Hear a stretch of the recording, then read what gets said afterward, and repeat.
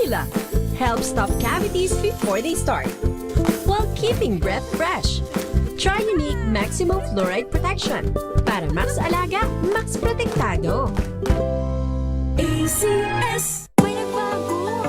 May arte. May budget. Akala nyo lang yon. So solid. White Rose Papaya. Wow. White Rose. White Rose Papaya. Wow. White Rose. White Rose Papaya. May glow up with a White Rose Papaya. White Rose Papaya. May puti power times 2 kasi may papaya at niacinamide. May shea butter and tea tree oil pa. Kutis sulit ang glow up. Glow up with a White Rose Papaya. White Rose Papaya. Kutis sulit ang glow up. ACS. Oh, so good. Pameo sa tanghon. So bagay sa bawat celebration. So easy, so dummy. Pameo sa tanghon. Kumeya Sotanghon. So good. Sotanghon. Galalala Falcon. Galalala Falcon. Ang bango ng sampayan. Tara na magsayawan. Calafabcon. Amoy nakaka-joyful. Now we are unboxing MX3 Plus. Plus because it has Garcinia mangostana, plus L-carnitine and CoQ10. Each box contains 30 vegetable capsules. And you can get them in leading drugstores nationwide and online in Shopee, Lazada, and mxvph.com. Mahalagang paalala, ang MX3 Plus ay hindi gamot at hindi dapat gamiting panggamot sa anumang uri ng sakit. Galalala Falcon. Galalala Falcon. Ang bango ng sampayan. Tara na magsayawan. Calafabcon. Amoy nakaka-joyful.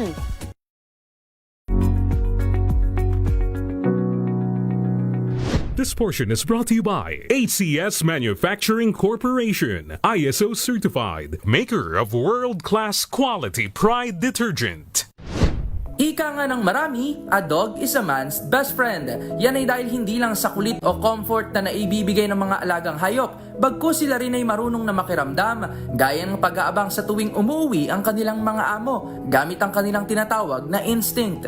Ayon kasi sa mga eksperto, bukod sa 5 pandama na mayroon ng aso, tulad ng paningin, pangamoy, pandama, pandinig at panlasa, tulad din ng sa mga tao, ay maaaring mayroon din silang tinatawag na sixth sense. Ayon kay Dr. Malcolm Weir ng VCA Animal Hospital, bagamat walang malinaw na paliwanag sa pagkakaroon ng ika-6 na pandama ang mga aso, may mga anecdote naman ang nagsasabi na ito ay nagmumula sa kanilang instinct o increased sensitivity, kung kaya basta-basta na lamang silang lumalapit kapag nakakaramdam ng lungkot o kasiyahan ng kanilang fur parents. Dagdag pa ni Dr. Malcolm, may mga senses din na mayroon ng mga aso na mas malakas kaysa sa mga tao, gaya na lamang sa pang-amoy.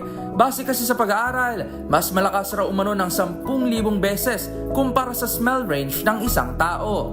Gayun din sa pandinig na mataas na sound frequencies ang kayang marinig ng aso, kung kaya't minsan nararamdaman din ng mga ito na may paparating na malakas na ulan o sama ng panahon. Kaya naman muling paalala ng mga eksperto, mas mahalin natin ang ating mga lagang aso dahil your dog knows you. Para sa MBC TV Network News, ito si Rovic Manuel ng DZRH TV, una sa Pilipinas, una sa Pilipino. This portion is brought to you by ACS Manufacturing Corporation, ISO certified, maker of world-class quality Pride detergent.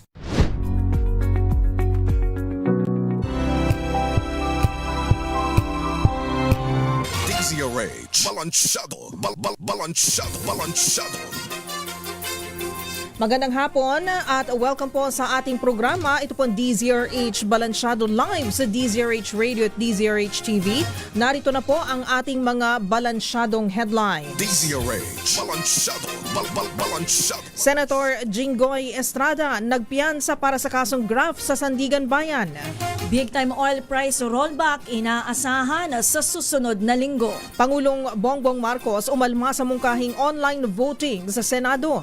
Pagtatakda ng ng pabuya para kay Senator Bato de la Rosa ikukonsidera ng DILG. Misis ni Senator De La Rosa ipapasabpina ng National Bureau of Investigation. Abogado ni Atong Ang kinasuhan ng ilang kaanak ng missing sabongeros ng obstruction of justice. Dalawang Army recruit namatay sa training sa Tarlac. At Bagyong Domeng nasa loob na ng bansa. At narito na po ang detalye ng ating mga balansyadong balita. DZRH. Balansyado. Balansyado. Personal na naglagak ng piyansa si Senador Jinggoy Estrada sa Sandigan Bayan para sa kasong graft na may kinalaman sa flood control scandal.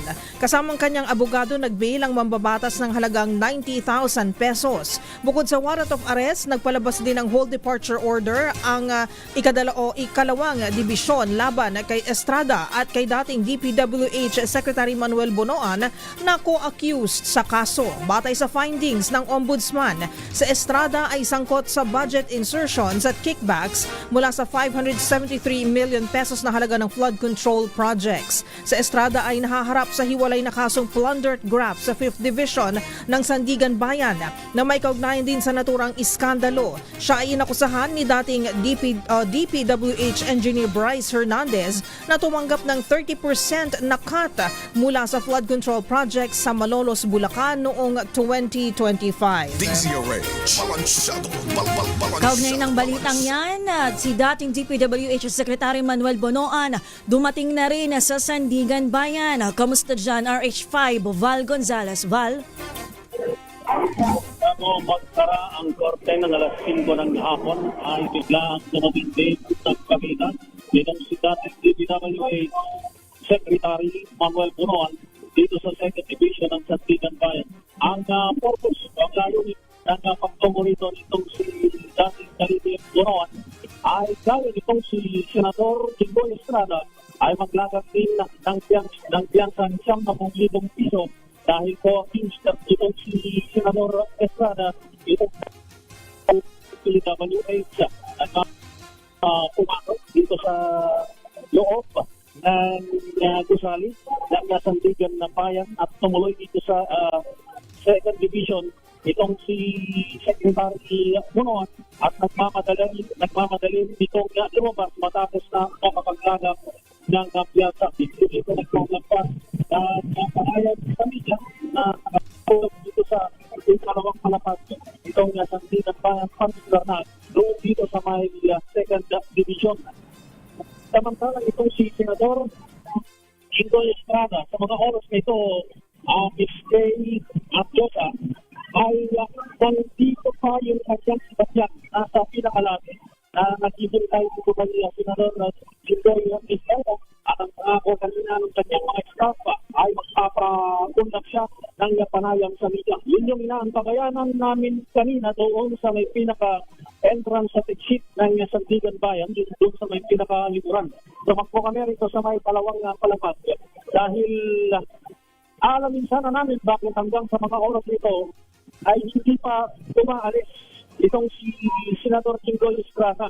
Ang sabi nitong mga guardia maging ng mga staff ng 2nd Division, nakalabas na raw kanina pa itong si Senador Jinggoy Estrada dito sa bahagi ng 2nd Division at hindi lang natin malaman dahil may tumating na more or less ay hindi bababa o higit sa 5 mga tauhan ng CIDG.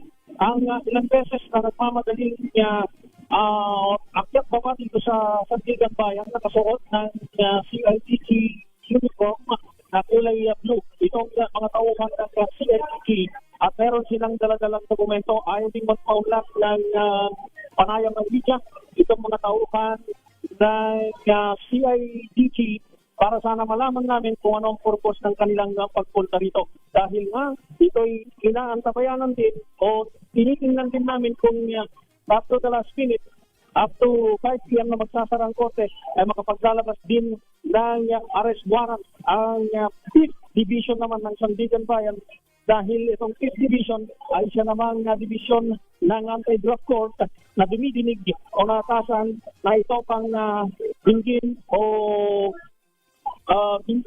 pagdinig dun sa kaso nitong si Senador Jinggoy at iba pa sa kasong plunder. So, walang nagbibigay ng kung saan dito, paano naman kami doon sa may pinaka-nasimulan sa Kalawang ng Sandigan Bayan, particular na sa 2nd Division.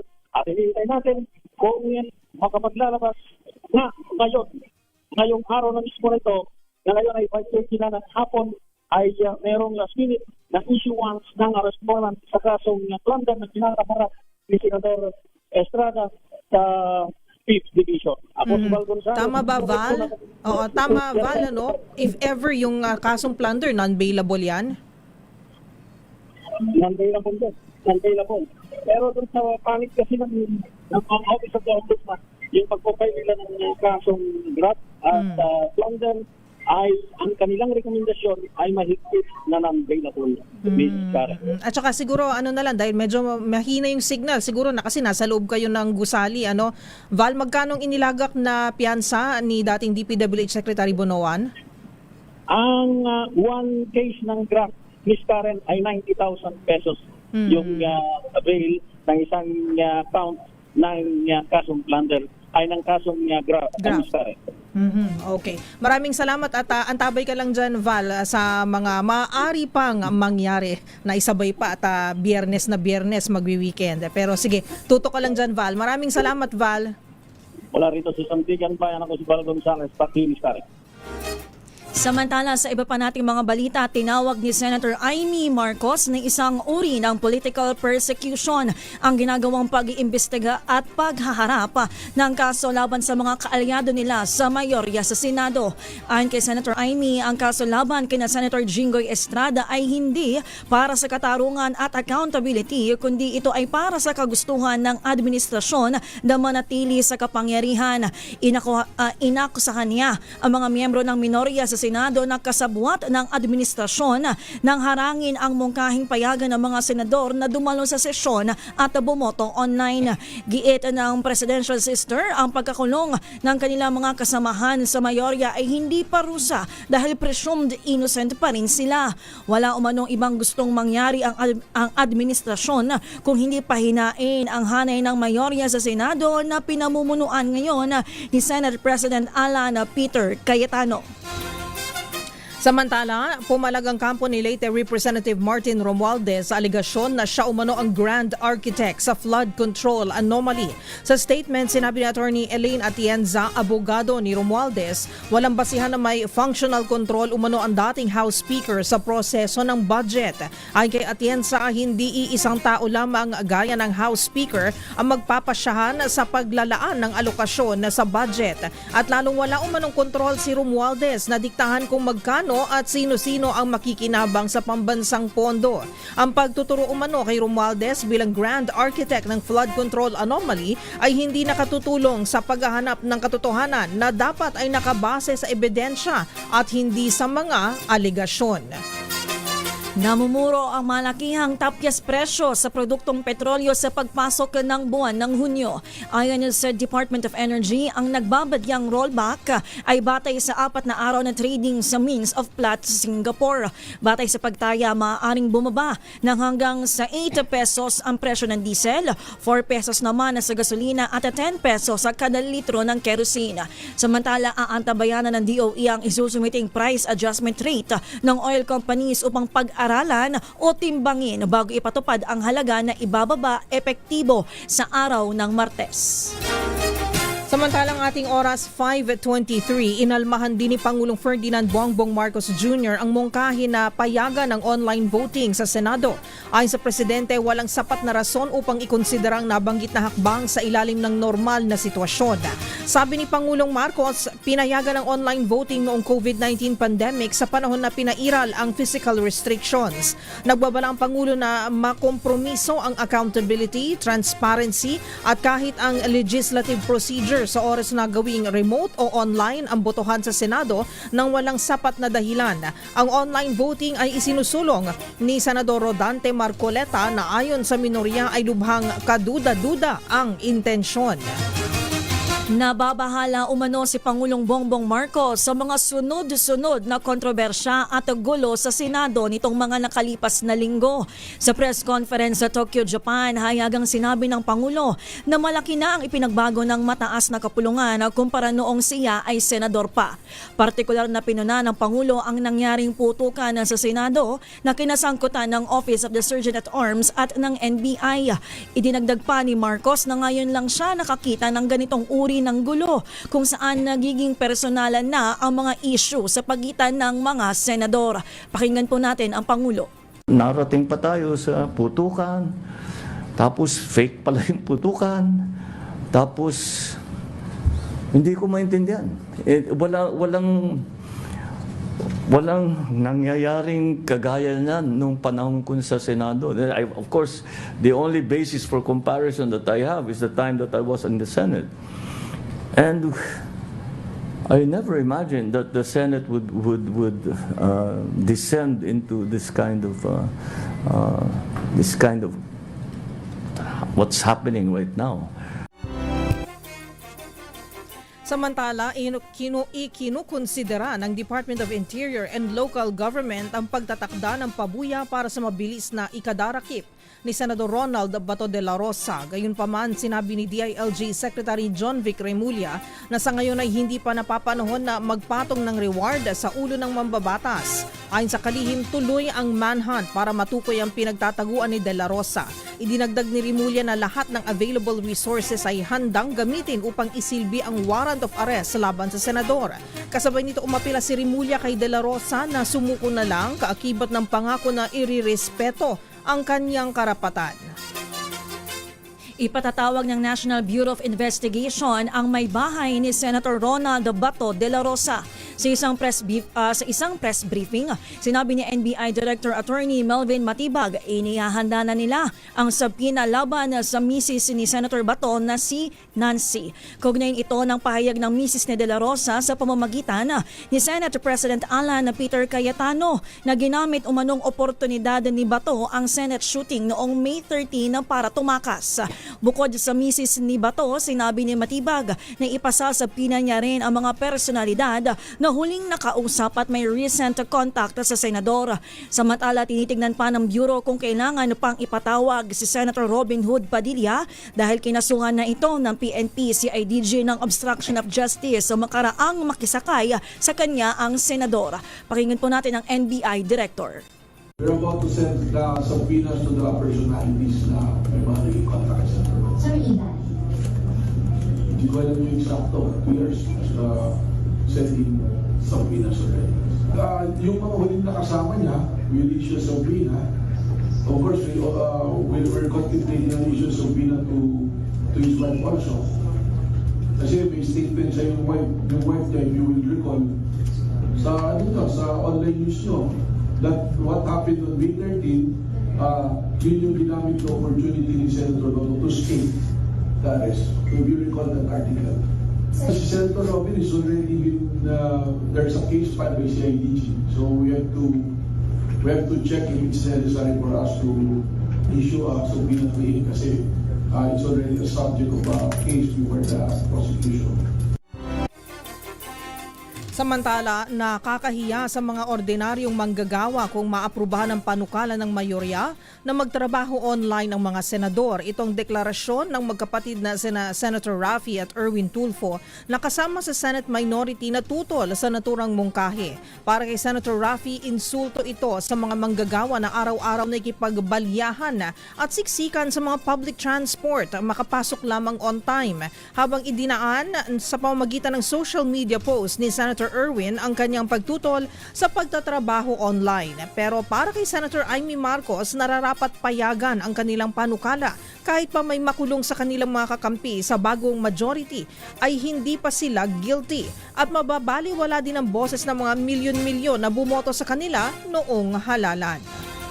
Ipinatutupad sa Kamara ang remote voting o pagboto online kapag mayroong emergency gaya noon ng COVID-19 pandemic at ang malalakas na bagyo.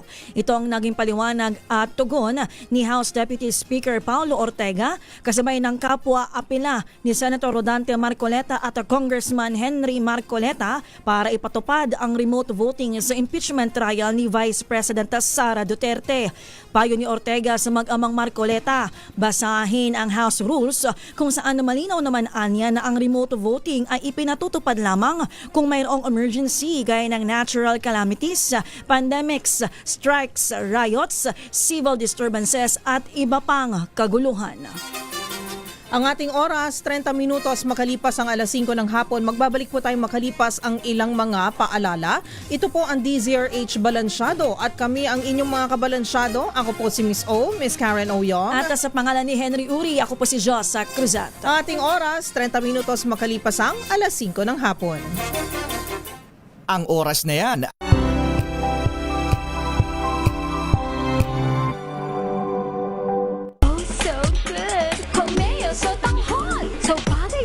Bawat celebration, so easy, so dummy. Kumea Sotanghon. Kumea Sotanghon. So good. Sotanghon.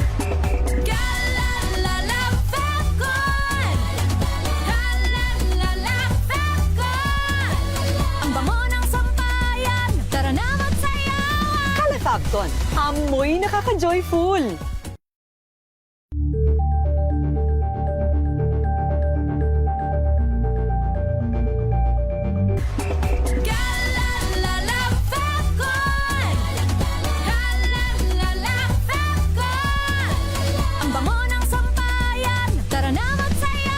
Kalafagton, amoy nakaka-joyful.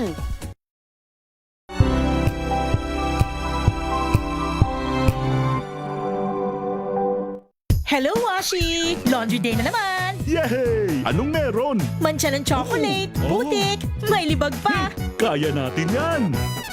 With Pride Washing Machine Detergent, may triple stain-away formula. Tanggal ang makapit, madikit, at madupit na dumit mancha. Kaya easy-easy ang labada. Mula noon hanggang ngayon! All you need is pride! All you need is pride! ACS. Maulan man, no worries na amoy kulog ang damit. Charm Fabcon, bangong kumakabloom, tanggal amoy kulog sa bango ng charm. Kaya gamit ko, Charm Fabcon with Bloom Fresh technology. Kills 99.9% of kulog-causing bacteria. May aroma burst pa of thousands of flowers and berries. Ang sampay sa loob, no amoy kulob. Bangong kumakabloom sa charm. Charm Fabcon. ACS. Tinesting. Sinuri. Siniyasan. Ang resulta? Super effective ang Shield sa pagpatay ng bakterya at virus. Shield Antibacterial Soap. Believe ang mga eksperto sa Philippine Nurses Association. At si Mami. Tiwala ako sa Shield. Shield Antibacterial Soap. Napatunayang mabisa. Ang mga nurse, tiwala. ACS.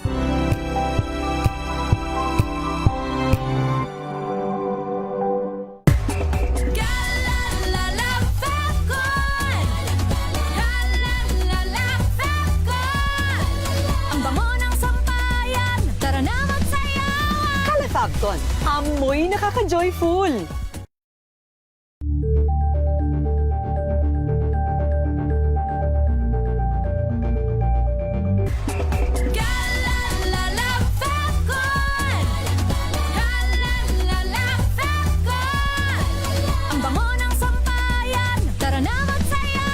Kalafagton, amoy nakaka-joyful.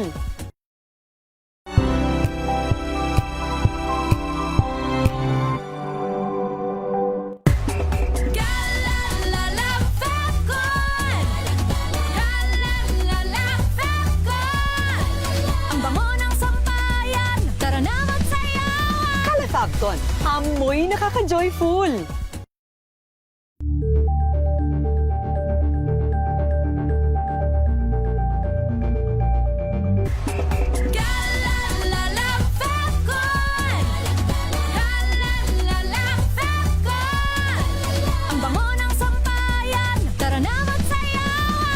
Falcon. Amoy nakaka-joyful.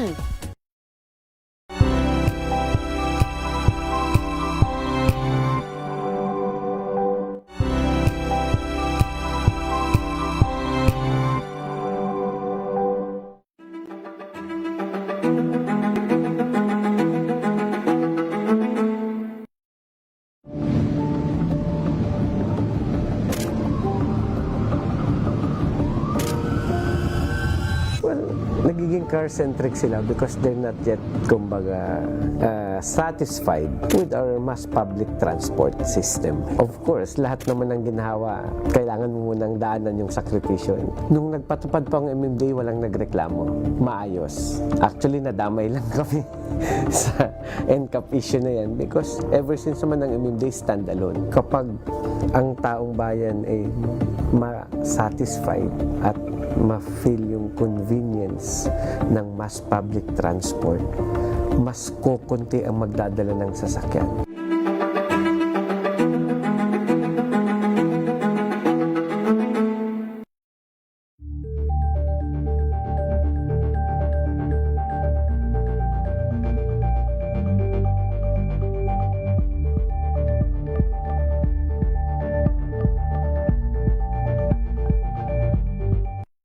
Na ang gandingan para sa kalikasan.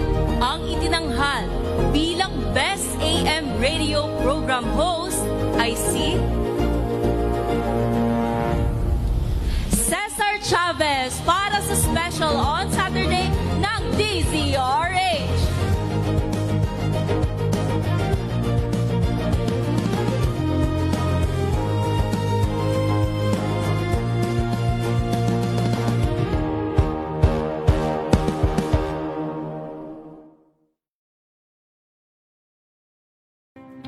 Better News. Una sa Pilipinas, una sa Pilipinas. NBS, trending and viral show. Nakahandang sa ating balitan mga kaibigan sa Rapido Hataw. Public Service Hour. Siyempre pa, una sa Pilipinas. Una Ayan sa... ang kabuhanan din pala tuntunan ng break time. Sabay niyo na po ang mga balita at talakayan sa Balansyado. Maraming salamat.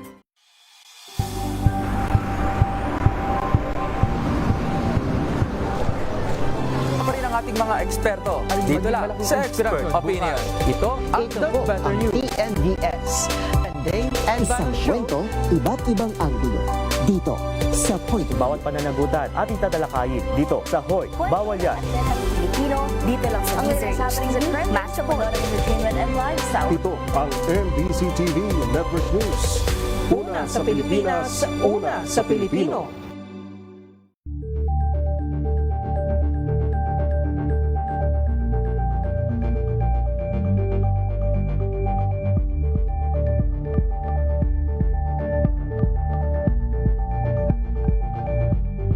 We've got you covered. From the hottest hits, exclusive interviews, kilig to the bones fan meet experience, and hataw performances of your favorite stars. Saturdays, 12 noon, dito lang sa DZRH TV.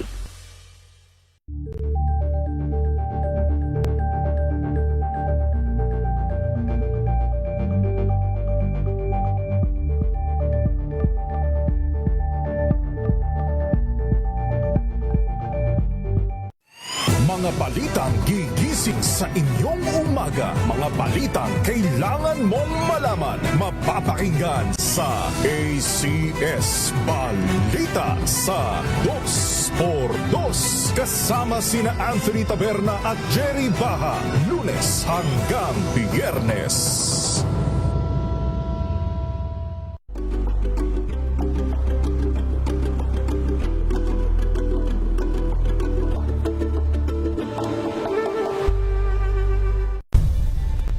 Nagsimula sa pangarap hanggang sa maabot ang tagumpay.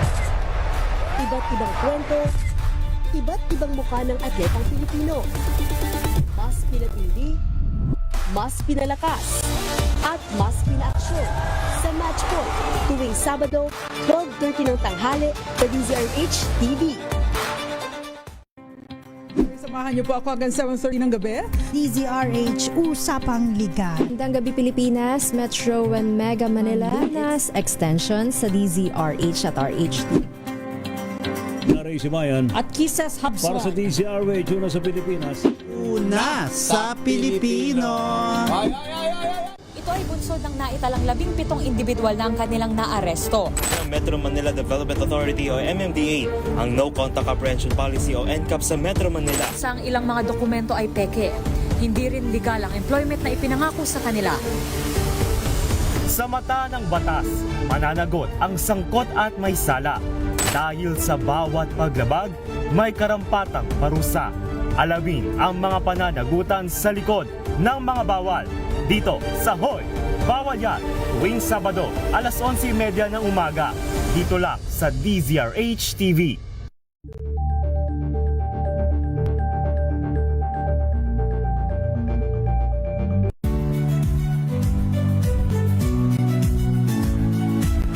Magandang araw mga kaibigan. Ito po ang inyong balerina ng bayan, si Lisa Kuha Elizalde, na nag-aanyaya sa inyong samahan kami at ang aming mga espesyal na panauhin para sa kalahating oras ng masayang kwentuhan sa aming programang Art to Art, kung saan ang usapang sining at kultura ay para sa lahat.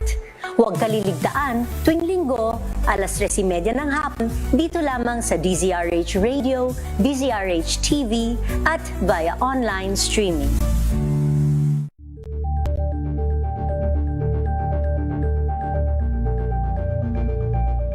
Curious ka ba sa maraming bagay? Kami na ang bahala dyan. Aalamin, tutuklasin at bibigyang linaw namin ang mga katanungang bumabagabag sa inyong isipan. Sa programa kung saan ang bawat sagot ay galing lamang sa mga eksperto. Ang Expert's Opinion, tuwing linggo alas 3 ng hapon, dito lang sa DZRH TV.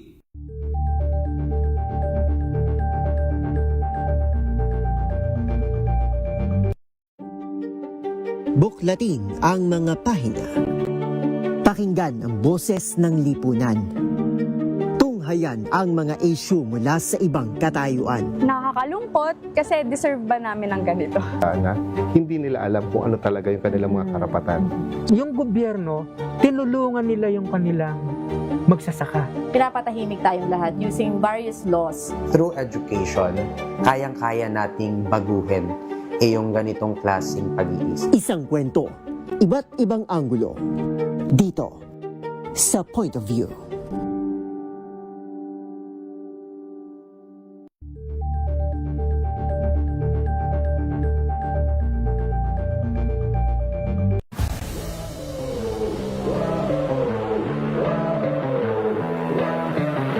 The reason why we wanted to host, one is, of course, we want everybody to know yung potential ng Pilipino. There has to be a clear program in developing sport as a whole in the country.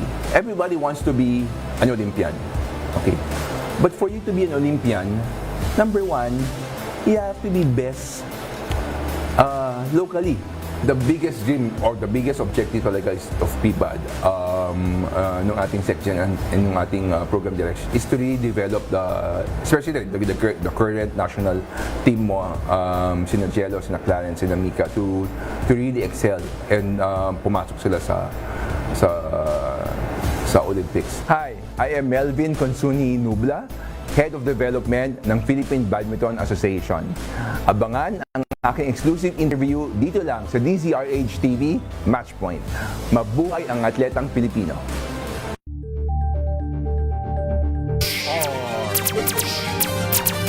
Pilipinas ang ating oras sa 5:43. Balansadong balita, balansadong issue. Balansyado, balansyado. Nagbabalik po ang ating programa, DZRH Balansyado, live dito po sa DZRH Radio at DZRH News Television. Kumusta po at happy Friday sa mga nanonood at nakikinig din sa ating mga subscribers sa Sky Cable Channel 129, Signal Channel 18, Destiny Cable Channel 129, Cable Link Channel 3, Bicol CATV System, TVZ Cable Network, JP Cable TV at Dagat Madera Cable TV. At syempre sa mga nanonood at nakikinig rin po sa ating mga online platform, sa ating Facebook page at sa ating YouTube channel. Hello po sa inyong lahat. Kami po ang inyong mga kabalansyado. Ako po si Miss Miss Karen Oyong. At ako naman po si Josa Cruzat. Balikan natin ang ating mga balita ngayong Friday afternoon. Nag-issue ng subpoena ang Department of Justice para sa ilang miyembro ng media na present nang mangyari ang putukan sa Senado noong May 13. Ang kay Justice Spokesperson Attorney Polo Martinez, nag-issue na sila ng subpoena para maimbitahan ng mga ito upang alamin kung makatutulong ang kanilang mga nakita at narinig sa fact-finding investigation ng binuong Special Panel of Prosecutors. Hindi naman na pinangalanan ng ahensya kung sino-sino ang mga pinadalhan ng kautusan. Matatanda ang nagkaroon ng putukan sa Senado noong May 13 kasunod mga ulat na aarestuhin na si Senador Ronald Bato de la Rosa matapos maglabas ng arrest warrant ang International Criminal Court o ICC. Samantala, dadaan sa masusing proseso ng Department of Justice ang reklamo laban kay Senator Robin Padilla kaugnay ng obstruction of justice.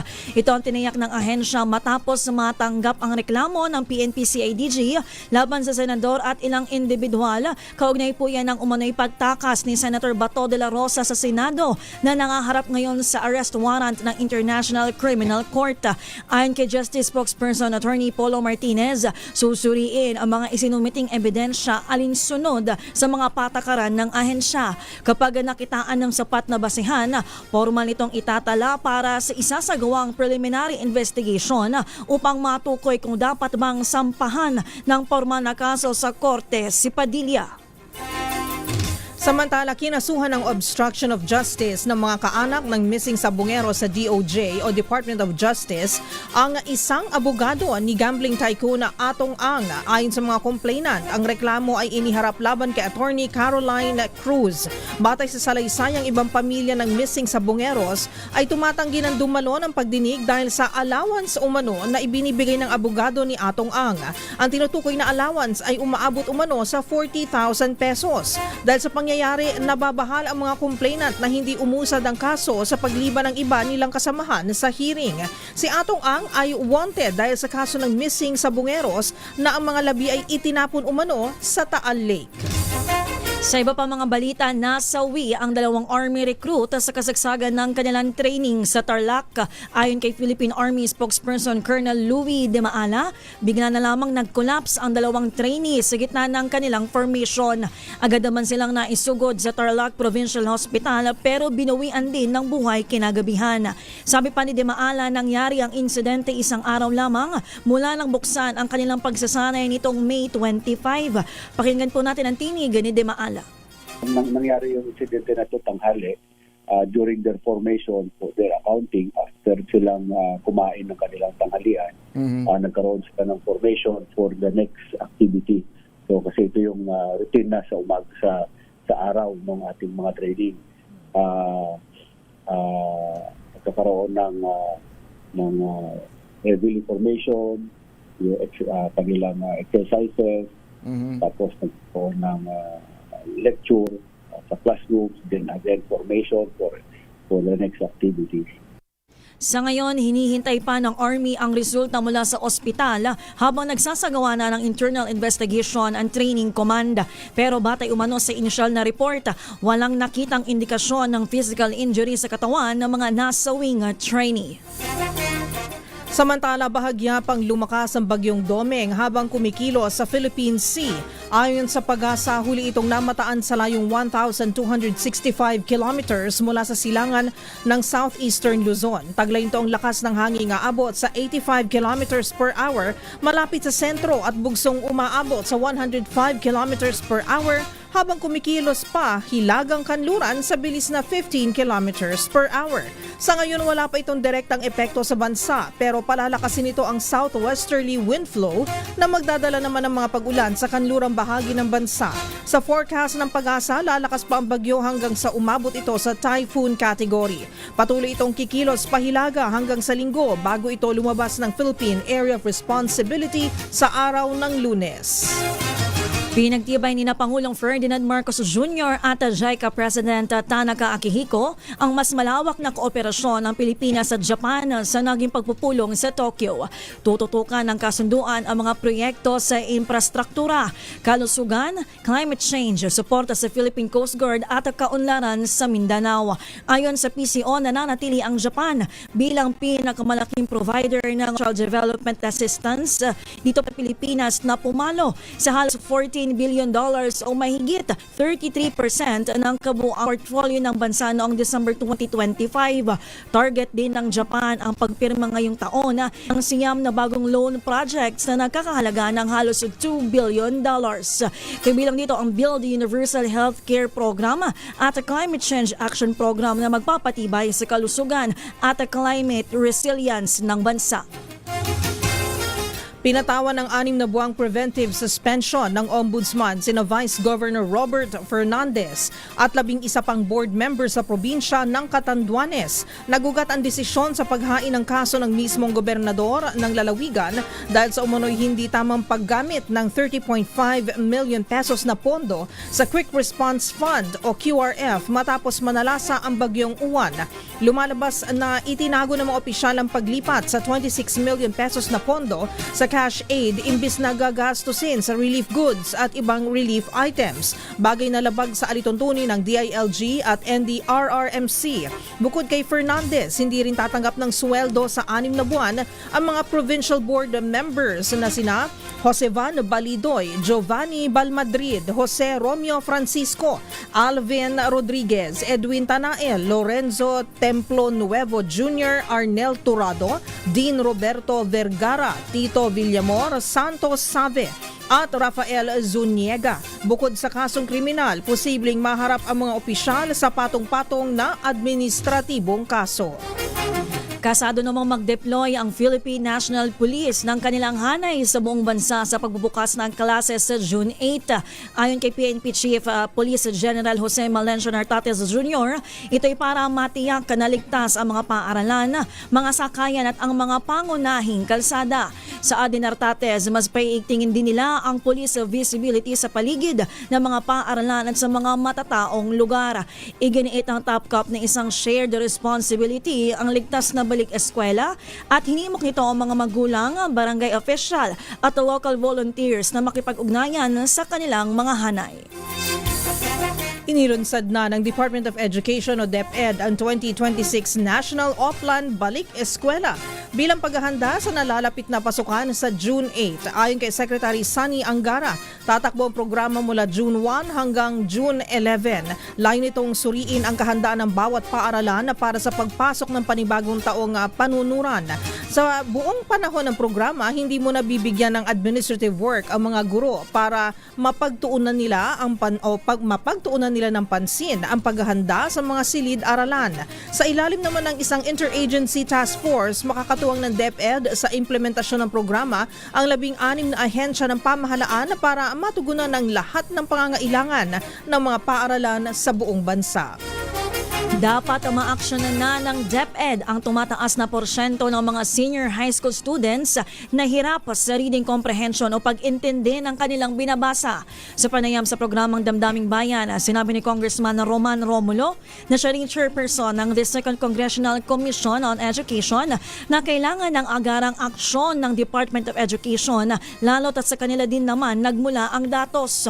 Mungkahi ni Romulo, bawasan ang subject sa curriculum upang makapag-focus na muna sa reading comprehension dahil naniniwala ang mamabatas na ito ay matibay na pundasyon para matuto at tumalino ang mga estudyante. Pakinggan po natin si Romulo. Siguro magdesisyon na ang DepEd kung kailangan nila na mag-focus muna kahit pagdating sa senior high school sa reading comprehension kasi yan naman po yung pinaka-basic na building block. Kailangan marunong magbasa, naintindihan yung binabasa niya. Pagkatapos po nun, matalino ang batang Pilipino, kaya niya mag-isa na. Ayan. Pero yun ang unang hakbang po. Dapat ang DepEd magdesisyon na paano mareresolbahan ito. At hindi ito mareresolbahan ng napakaraming subject, napakaraming competency. Samantala, inaasahang masasapol ng danger level na heat index ang 51 lugar sa bansa ngayong Biyernes, May 29. Ayon sa Pag-asa, mararamdaman ang init na 47 degrees Celsius sa Kasiguran, Aurora at sa Sangre Point, Cavite City sa Cavite. Makakaranas naman ng 46 degrees heat index ang Apari sa Cagayan, Tuguegarao City sa Cagayan rin po yan, sa Baleradar, Aurora at San Ildefonso sa Bulacan. Samantala, mararanasan din sa mga susunod na o sumusunod na lugar ang matataas na heat index. Ang nakaranas po ng 45 degrees Celsius ay ang Dagupan City, Cagayan, DMM-SU Bacnotan sa La Union, ISU Echage sa Isabela, Iba Zambales, Clark Airport sa Pampanga, CLSU Muñoz sa Nueva Ecija, Cubi Point Subic Bay sa Olongapo City, Coron, Palawan at San Jose sa Occidental, Mindoro. 44 degrees Celsius naman sa Science Garden, Quezon City dito po sa Metro Manila, Sinait, Ilocos Sur, Lawag City, Ilocos Norte, MMSU sa Batak, Ilocos Norte, sa Tau Kamiling, Tarlac, Hacienda Luisita sa Tarlac City, Tayabas City sa Quezon, Ambulong, Tanawan sa Batangas, Infanta, Quezon, Cuyo, Palawan, Rojas City, Capiz, Dumangas, Iloilo, Dumaguete City sa Negros Oriental at Surigao City sa Surigao del Norte. Pinagpapaliwanag na ng LTO ang driver at rehistradong may-ari ng sasakyang nasangkot sa road rage incident na nag-viral online. Ayon sa LTO, kinakailangang humarap ng naturang driver sa kanilang tanggapan sa darating na June 2, 2026 pero ngayon pa lamang ay suspendido na ang lisensya nito ng 90 days. Gayon din isinailalim sa alarm status ang kotseng gamit nito sa nag-viral na insidente. Sa kumalat na video, makikita ang nakikipagtalo, minumura at tila sinapakpa ng naturang driver ang kapwa motoristang nakagitgitan sa kalsada. Panawagan ni LTO Chief Assistant Secretary Marcos Lacanilao sa mga motorista na huwag isabay sa init ng panahon ang init ng ulo at idaan sa tamang proseso ang anumang alitan sa kalsada para sa kaligtasan ng lahat. Ang ating oras, 4 na minutos bago po mag-alas 6 ng gabi. At yan po ang ating mga maiinit na balita dito po sa ating programang DZRH Balansyado. Magbabalik po tayo makalipas ang ilang mga paalala. Ako po si Miss O, Miss Karen Oyong. At ako naman po si Josa Cruzat. Ang ating oras sa 5:56.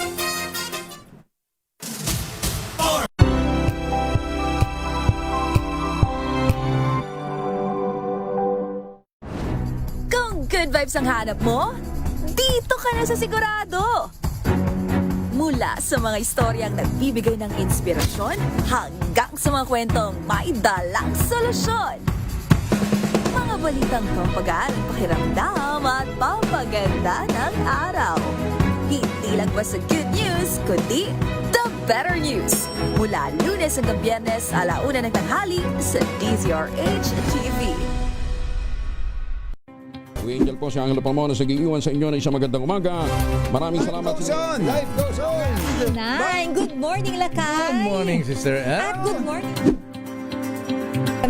Magandang mainit na umaga. Angel po si Angelo Palmona sa giiwan sa inyo na isang magandang umaga. Maraming salamat. Sa Pilipinas, una sa Pilipino. Tambalang Anthony Taberna at Jerry Baha ang gigising sa inyong umaga dahil lalatay ang humahagupit na diskusyon at komentaryo Lunes hanggang Biyernes sa 2x2.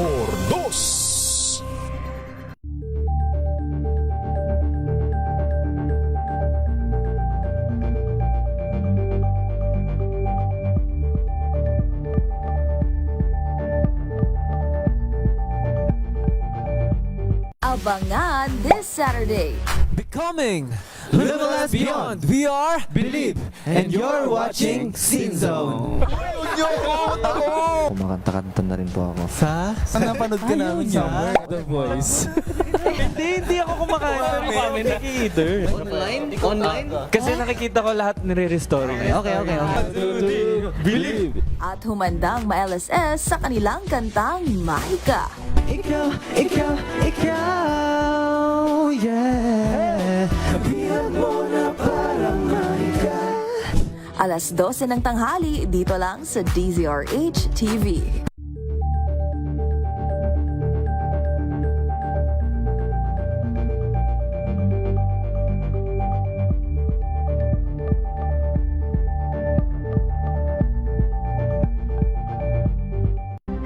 Mag Pilipinas ang ating oras, 1 minuto bago po mag 6:00 ng gabi. DZRH Balansyado. Balansyado. Balansyadong balita. Balansyadong issue.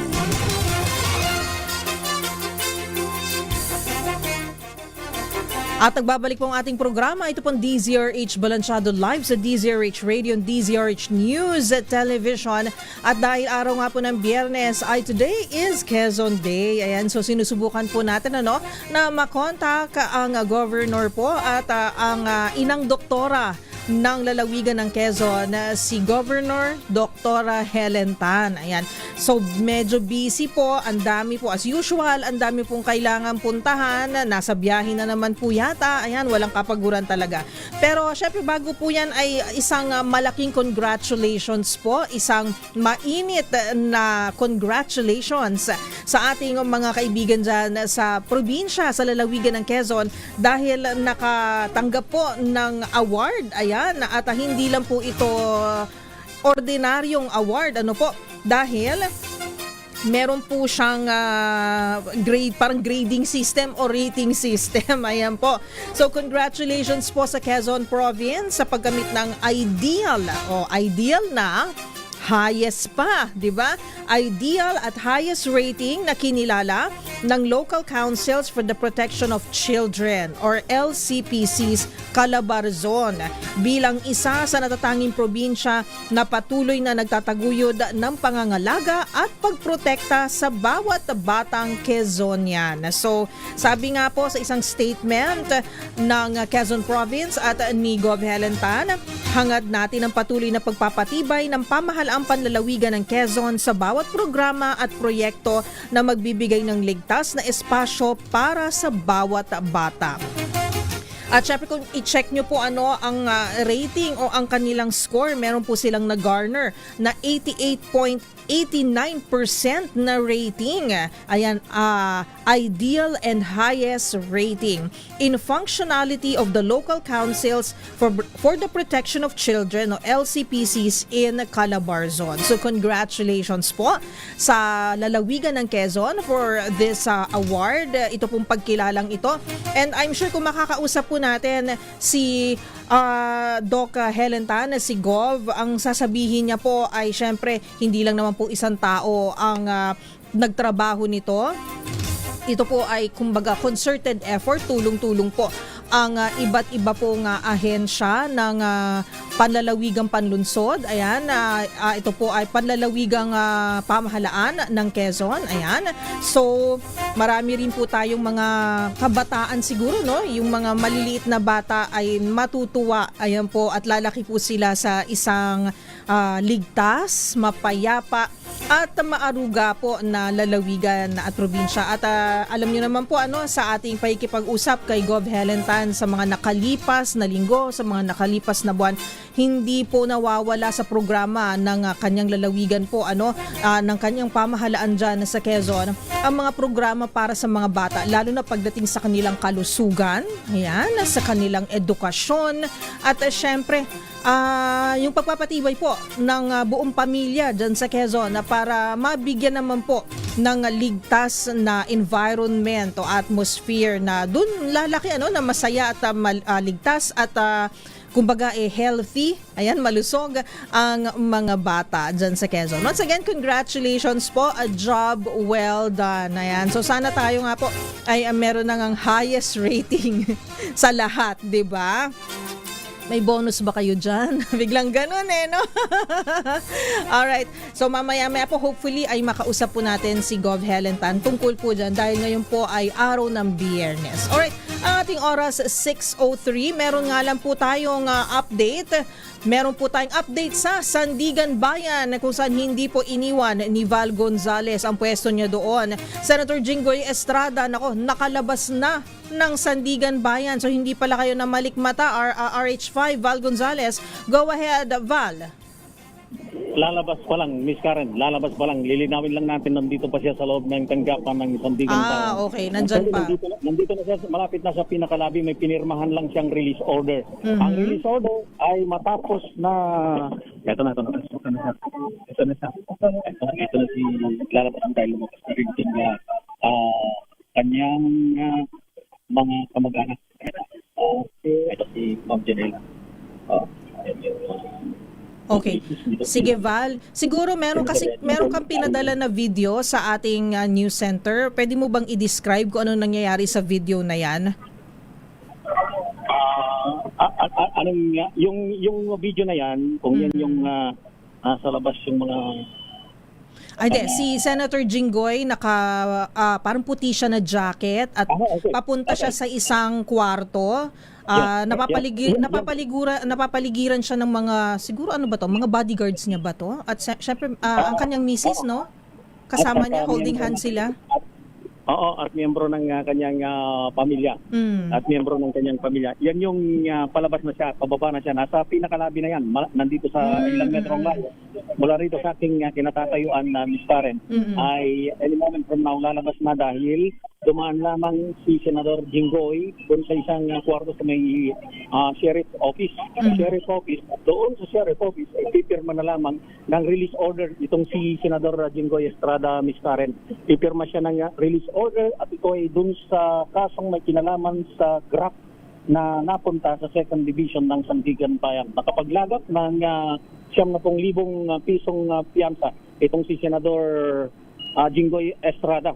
So sa ngayon ay palabas na, sakay ng isang itim na van, itong kanyang may bahay at isa dun sa kanyang mga anak ay nakasakay na dun sa kanilang sasakyan na isang kulay itim. Samantalang itong isa pang SUV na Lexus kung saan sasakay itong si Senador Jinggoy Estrada ay nandito pa sa may pinakabuka na mismo ng exit area nitong Sandigan Bayan. Ito ay matapos nang makapaglagak na ng piyansa. So any moment from now ay ma-release na, makakalabas na itong si Senador Jinggoy Estrada at any moment din ay maglalabas siya ng statement gaya ng pangako ng kanyang kampo kanina, ng kanyang mga staff at opisina na siya ay magpapahayag at tapos makapaglagak ng piyansa. Ito'y doon pa lamang sa 2nd Division ng Sandigan Bayan at ito yung kasong may pinalaman sa kasong graft. Doon sa 5th Division, ang sabi kanina ng Sandigan Bayan, si Justice Ekong, ang presiding justice, ay hindi muna makapaglalabas ngayong araw na ito ng desisyon kung maglalabas ng o hindi muna makakapaglabas ng warrant of arrest dahil kaninang umaga alas 9 ay nakapagyahain ng motion para pigilan na makapaglabas ng warrant of arrest itong Sandigan Bayan doon sa dalawang kasong pinakaharap na itong si Senador Jinggoy Estrada sa 2nd at 5th Division. Doon sa 2nd Division, since nakapaglabas na ng warrant of arrest ay hindi na mababawi yun, pero doon sa 5th Division ay humabol yung inihaing petisyon para pigilan yung paglalabas ng warrant of arrest at ang sabi nitong si Justice Ekong ay kailangan munang resolbahin yung lahat ng nakapending na mga motion bago makapaglabas ng desisyon o makapaglabas ng arrest warrant doon sa 5th Division at ito yung kasong plunder, Miss Karen. So ito yung aabangan naman natin sa 5th Division at kung ano yung magiging desisyon ng korte tungkol doon sa petisyon na inihain ni Senator Jinggoy Estrada. Siguro kung kayo ay makakapag-ambush din sa kanya mamaya, sabi mo maglalabas siya ng statement, hindi na bago kay Senator Jinggoy ito, di ba? Siya ay kumbaga nakakasuhan din noon na issue naman ng pork barrel scam, di ba? Ito na. Senator Jinggoy ay lumalabas ng Israel. Sorry, pero siya ay lumalabas ng Hindi natin ng statement, pero siya ay kumakay na. Walang statement, Val? Ito, papalabas na siya. Ito, si Yusek Janela ay nandito. Ma'am, live po tayo sa DCRX, ma'am. Any statement, ma'am, nakalabas na po inyong father here. Ayan. Hindi na hindi na nag-collect up. Ang pahayag itong si Yusef Janel Estrada ng Undersecretary to ng agency na nasa ilalim ng Department of Social Welfare and Development na hindi na siya natabihan ko pero hindi na ikom na yung hindi nagbigay ng statement. Yung misis nitong si Senador Jinggoy medyo maluha-luha pa. So, dumadaan na dito sa aking harapan sa mga oras na ito. Itong kulay puting SUV na kinaluluranan nitong si Senador Jinggoy, isa pang kulay itim na Fortuner at isa pang van. Ito yung komposisyon ng sasakyan na kung saan nakasakay yung mga immediate family itong si Senador Jinggoy Estrada. So, sa ngayon, nakapaglagat na ng piyansa, wala nang worry tungkol dun sa kung aarestuhin siya. Dahil nakapaglagat na ito ng piyansa at meron ng release order itong tanggapan ng Sandigan Bayan para sa pansamantalang paglaya nitong si Senador Jinggoy Estrada na nasasangkot sa kasong 573 million peso graft case sa second division ng Sandigan Bayan. Papalabas na yung unang sasakyan nitong kampo nitong si Senador Estrada dito sa exit gate ng Sandigan Bayan at ito ay may tuturing na tagumpay sa kanyang panig bagamat ito'y paglalagat ng piyansa. Tagumpay dahil hindi nakapaglabas ng arrest warrant o nakapaglabas ng desisyon ang 5th Division ng Sandigan Bayan doon sa non-bailable case na kanyang kinakaharap sa 5th Division ng Sandigan Bayan. So yan pa rin ang pinaka-latest mula rito sa tanggapan ng Sandigan Bayan dito sa Quezon City. Ako si Val Gonzales, DZRH una sa Pilipinas, una sa Pilipinas. Maraming salamat, Val Gonzales. DZRH, balansyado. At ayun nga, nakapaglagak na ng piyansa, nakapaglagda na po ng release order si Senator Jinggoy Estrada na nahaharap po sa kaso pong plunder yung may isip ko pero ito yung nasa 5th Division, graft, ayun. 90,000 pesos, one count of graft. Nakapaglagak na po sila. So at least medyo peaceful ang kanyang utak, ang kanyang sarili this coming weekend. Makakasama pa niya ang kanyang buong pamilya. Pero hihintayin po natin kung anong magiging desisyon naman ng Sandigan Bayan. 5th Division naman po ito para sa isa pa po niyang kaso. Mas mabigat po ito. Nagsubmit po sila ng petisyon ukol naman po sa kanyang kaso na plunder. Ayan po, so babantayan po natin yan dito lang po sa DZRH. Samantalang ating oras, 12 minutos makalipas ang alas 6 ng gabi. Magbabalik po tayo makalipas ang ilang mga paalala. This time check is brought to you by AC. Wow, ang saya. Isang barangay na labada, puro mancha pa. Goodbye, pahinga. Mommy, isang laba lang yan sa Pride Bar Blue. May powerful stain-away enzymes na malupit sa dunit mancha. At di masakit sa kamay. Isang laba lang yan. Hello, pahinga.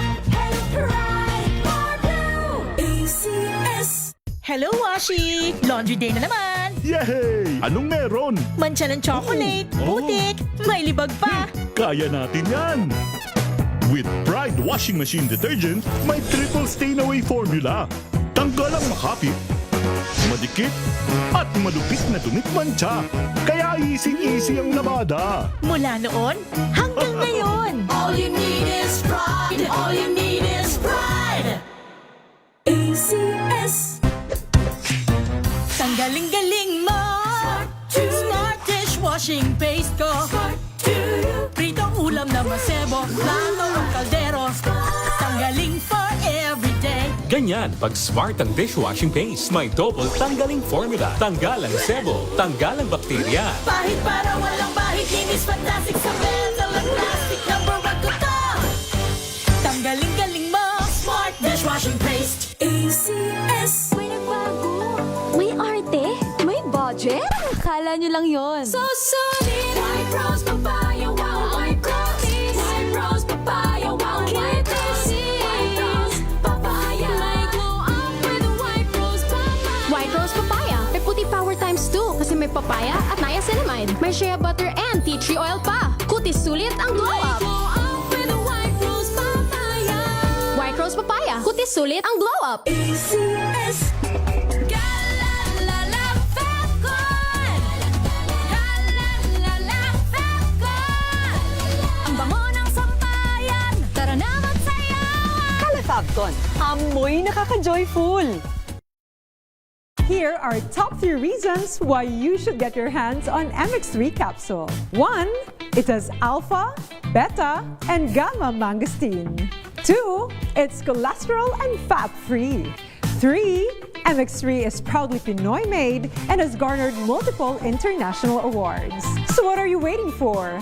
Dito ako sa tested and proven ko na. MX3, dito ako bilib. Mahalagang paalala, ang MX3 capsule ay hindi gamot at hindi dapat gamiting panggamot sa anumang uri ng sakit. Galalala Falcon Galalala Falcon Ang bango ng sampayan Tara na magsayawan Calafabcon, amoy nakaka-joyful.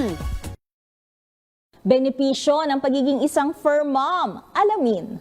This portion is brought to you by ACS Manufacturing Corporation, ISO certified, maker of world-class quality Pride detergent. Ang pagiging isang ina, hindi lamang natatapos sa pagkakaroon ng anak. Dahil ang iba, nagiging nanay din ng kanilang mga mahal na alagang hayop. Kaya naman, ano nga ba ang benepisyo ng isang pagiging fur mom? Ayon sa wishbonepet.com, ang iyong fur baby ay iyo ring nagiging companion. Para rin itong tao na yung pwedeng maging kasakasama. Kapag nalulungkot ka, nariyan siya sa tabi mo. Dahil ayon sa ilang pag-aaral, ang aso ay mayroong empathic-like behaviors. Habang ang mga pusa naman ay may kakayahang ma-pick up ang human emotions. Bukod pa riyan, ang pagkaroon din ng isang alaga ay iyong nagiging kasama para makabuo ng magandang memories. Ilan lamang yan sa mga benepisyo ng pagiging isang fur mom. Tandaan, maging isang responsableng pet owner para maging masaya rin ang iyong alagang fur baby. This portion is brought to you by ACS Manufacturing Corporation, ISO certified, maker of world-class quality Pride detergent.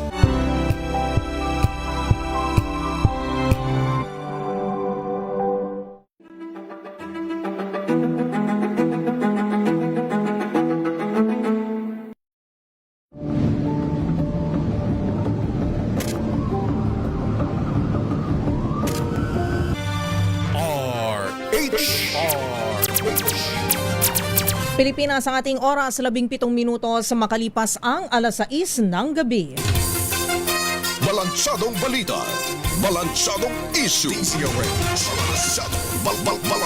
Balansado. Bagong ating mga reports, good evening kay Bong Coles III and RC Barbs Aguilar. May nagtatanong dito, bakit sabi ni RC, may bail? Plunder naman yung kaso, plunder no bail. Graft po, meron po siyang kasong graft sa 2nd Division sa Sandigan Bayan. Yung bail nasa 5th Division, nakapag-submit po sila ng petition, so wala pa pong desisyon doon.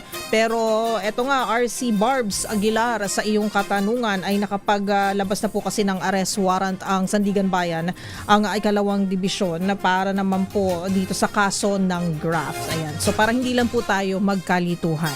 Para masama ang loob ni RC. Bakit may bail? Di ba plunder no bail? Huwag ka masyadong excited.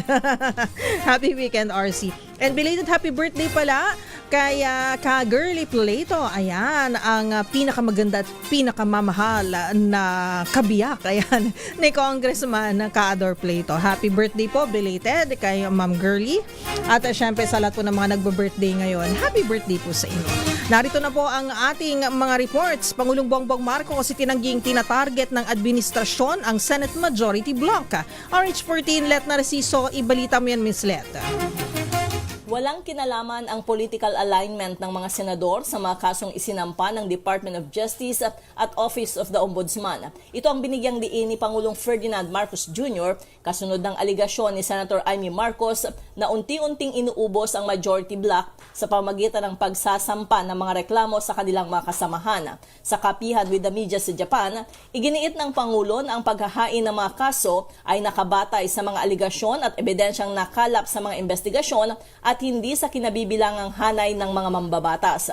Ipinaalala rin ni Pangulong Marcos na ang mga pangalang nasasangkot sa mga investigasyon ay lumitaw mula sa mga testimonya at findings ng Senate Blue Ribbon Committee na kalaunan ay isinumite sa mga ahensya para sa kaukulang aksyon.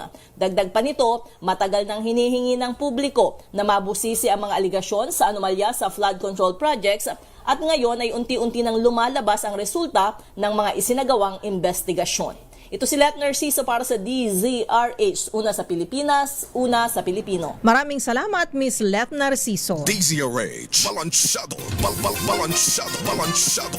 Paulit-ulit na pagpalya ng mga planta ng kuryente pinaiimbestigahan sa ERC ayon kay Senator Sherwin Gatchalian. RH 28 Raymond at Paas, ibalita mo yan, Raymond. Kinalampag ni Senador Sherwin Gatchalian ng pamunuan ng Energy Regulatory Commission o ERC upang imbestigan ang dumaraming bilang ng mga planta ng kuryente na nakararanas ng forced outage at alamin kung sumusunod pa rin ang mga pasilidad na ito sa Reliability Index Standards ng ahensya. Binigyang din ni Gatchalian ng paulit-ulit na forced outage o brownout ay direktang nagpapahirap sa mga mamimili sa gitna ng pangambang baka muling tumaas ang singil sa kuryente ngayong darating na Hunyo.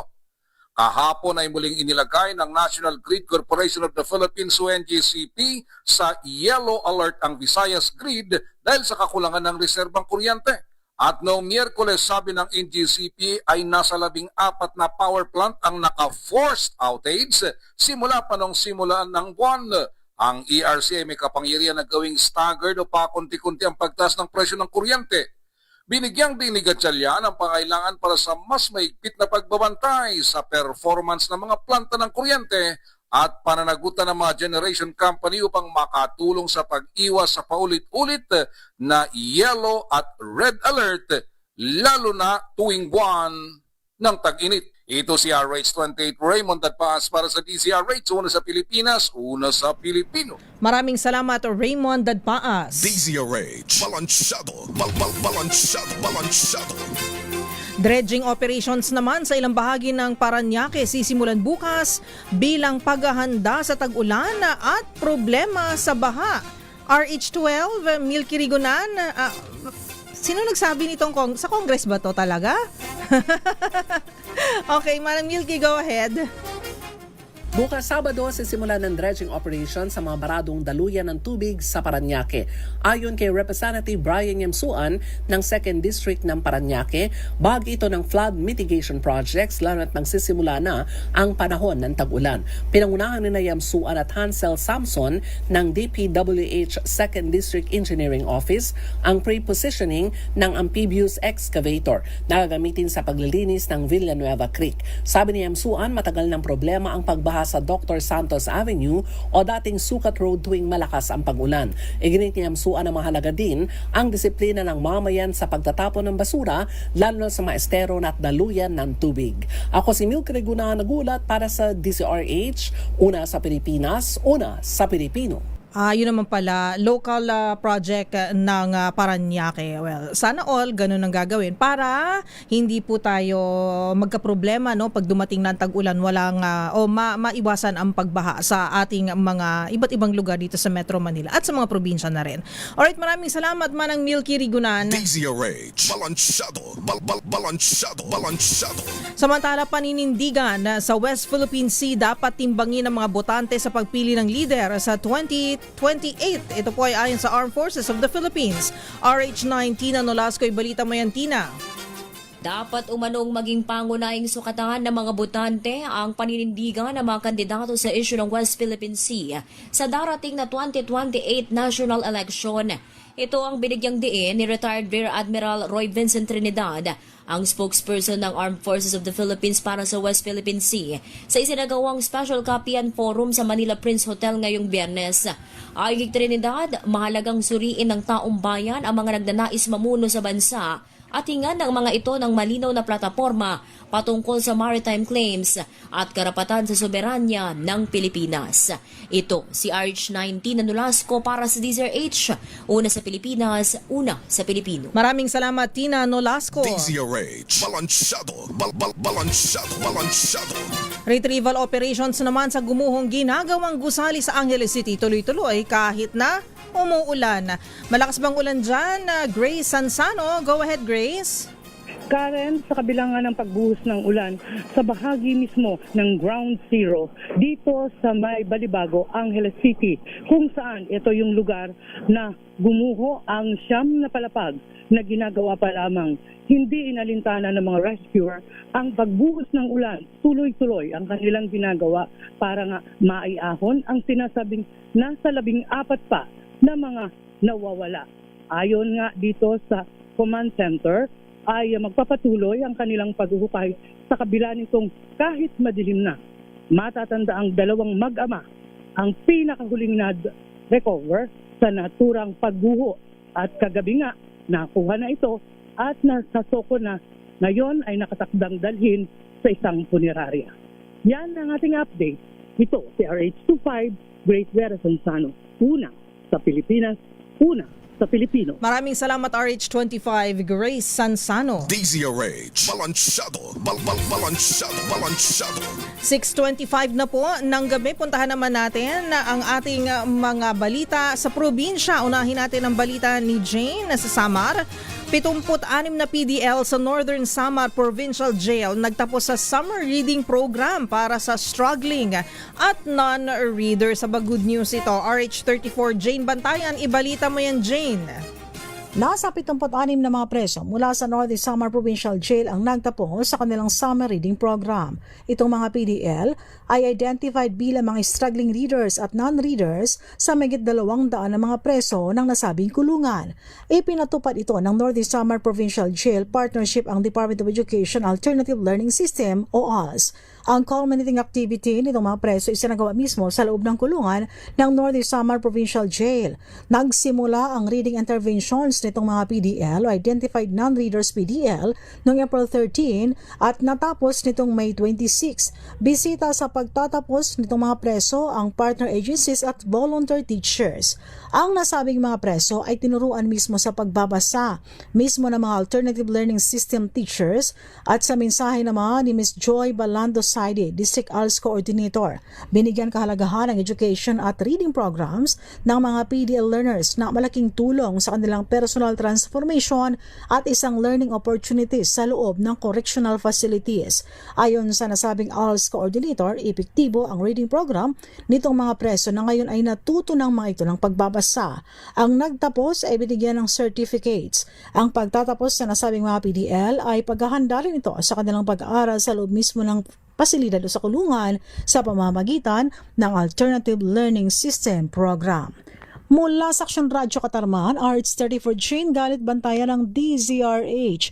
Una sa Pilipinas, una sa Pilipino. Maraming salamat Jane Galit Bantayan. DZRH, balansyado.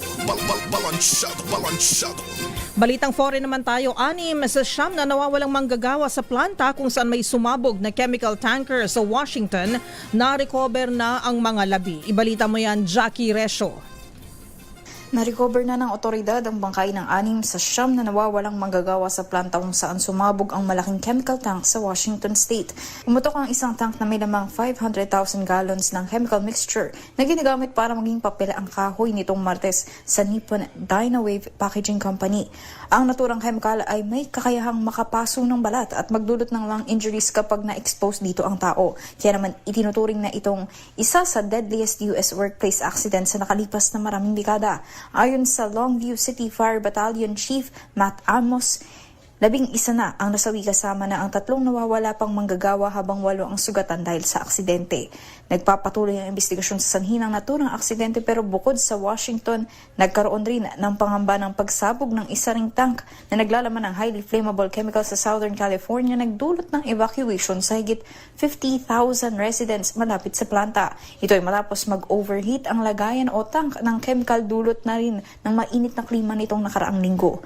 Pero agad naman itong naagapan ng State Fire Department para makauwi na sa kanilang tahanan ang mga nagsilikas na residente nitong Miyerkules. At yan ang balita mula sa ibayong dagat. Ito si Jackie Resho ng DZRH, una sa Pilipinas, una sa Pilipino. Maraming salamat, Jackie Resho. Makinig maigi! Ito na ang chance mo na manalo ng instant 500 pesos kapag narinig mo na ang mahiwagang kring-kring. Tignan mo na ang iyong cellphone, baka ikaw na ang susunod naming winner sa kring-kring panalo malakas sa telepono. Paano sumali? Bisitahin ang Facebook page ng DZRH, fill up pa ng Google Sheet na nakapin sa DZRH FB page at hintayin ang aming tawag sa telepono. Kring-kring na! At nasa linya na natin from Davao del Norte, Davao del Sur pala. Pinalipat ng tirahan. Ano ba yan? Sorry po ma'am. Ma'am Geraldine Esteliore ng Davao del Sur. Hi Ma'am Geraldine. Hi po ma'am. Good evening po ma'am. Kumusta na po kayo? At kumusta po ang panahon dyan? Mainit ba? Umuulan? Kumusta na po kayo dyan? Umuulan po, ma'am. Laging umuulan. Okay. Pero mainit pa rin pagka, hindi naman umuulan pag tanghaling tapat. Opo, ma'am. Ayan po. Si Ma'am Geraldine po ay ilang taong gulang na, ma'am? 22 years old po, ma'am. 22 years old na ko. Napakabata pa. At kayo po ba ay married, single, and available, willing to mingle? Single po ako, ma'am. Single pa. Ayan. Ano po ba ang iyong ideal man? Ma'am? Ano po ano po ba ang para sa iyong palagay ang ideal man? Yung perfect na boyfriend. Yan pagka sabi ni Lord, gusto kitang bigyan ng boyfriend. Ayan, anong gusto mo? May na po ako, ma'am. May kalib-in. Ay, ano ba yan? Nasupal pala ko doon. Di mo naman sinabi agad, Miss Geraldine. Sana all, may love life. Congratulations, may love life ka. At para mas masaya, may love life ka na, may 500 pesos ka pa. Pero Miss Geraldine, sagutin mo muna ang katanungan na ito. Anong himpilan ng radyong kauna-unaan sa Pilipinas at number 1 sa mga taga Davao del Sur? Ma'am Geraldine? DZRH po, ma'am. Ayun, congratulations, Ma'am Geraldine. And may you have a fruitful, productive, and happy love life. Ayan, talagang inggit lang, di ba? Hindi, joke lang po. Ma'am Geraldine, thank you and congratulations. Papadala po namin ng iyong 500 pesos in GCash. So, dyan lang po kayo sa telepono at kakausapin po kayo ng ating taga News Center. At hingin na rin po sila ng love advice sa'yo kung paano maging happy sa love life. Okay, Ma'am Geraldine. Thank you, ma'am. Thank you, ma'am. At yan po si Ma'am Geraldine Esteliore ng Davao del Sur. Single pero my love life. Congratulations po. Hanggang dito na lang po muna tayo, ha? Magbabalik po ang DZRH Balansyado sa araw ng Lunes. Get well soon sa aking partner na si Ka Henry Uri. Get well soon, partner. Namimiss ka na ng ating mga kabalansyado. At sa inyo po lahat, maraming thank you. Magbabalik po ako bukas, 10:30 po para sa Masaganang Pinas. At makasama po natin si NFA Administrator Larry Lacson ulit at ang Masaganang Pinas team. Kasama po ang DZRH. So maraming salamat at sa lahat po ng mga nanonood at nakikinig po, ang tabayanan susunod na po si Attorney Cam Cheryl Adami Molina para sa programang DZRH Usapang Legal. Ang kanyang topic, lalaki lang ba ang maaring makasuhan ng VAUC? Ayan, ang VAUC po ay Violence Against Women and Children. So malalaman nyo po ang kasagutan na yan, susunod na ang ating oras, 6:32. Bye!